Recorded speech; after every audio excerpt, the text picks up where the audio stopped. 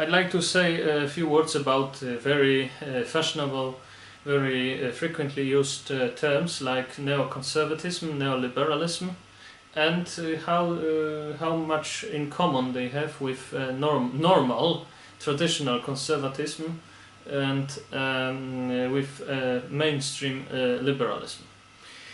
So, neoconservatism is a term that was created in the United States in relation to those political thinkers and activists who, in spite of their conservative attitude, some of them were the ex-Marxists, but it's not what's most important in this case. These neoconservatives, they difference between neoconservatives and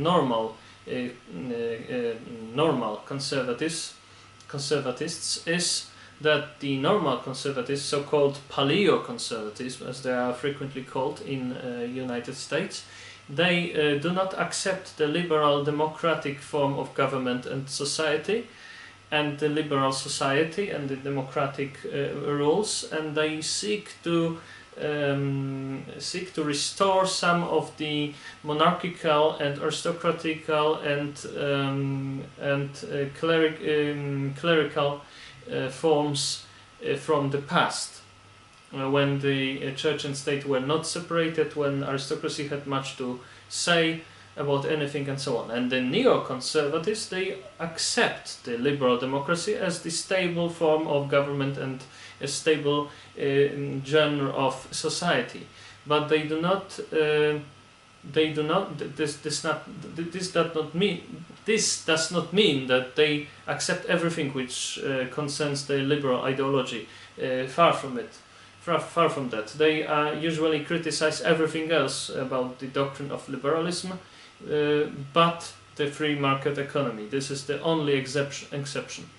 They support free market economy. The neoliberals, they are those liberals who usually talk only about economy and only about free market economy, not so much about other liberal issues, other issues that traditionally were the domain of and the field of interest for liberals, for instance, the separation of church and state, the protection of individuality and individual rights, the protection of human rights, the protection of minorities, because without protection of minorities you cannot have a real human rights protected. Then the majority, the cultural or ethnical or some other majority controls the whole society, and this is the opposite of the liberal society. So when some liberal is concentrating only on free market economy, and free market economy is not the main, it's only one of the elements of the liberal doctrine. It's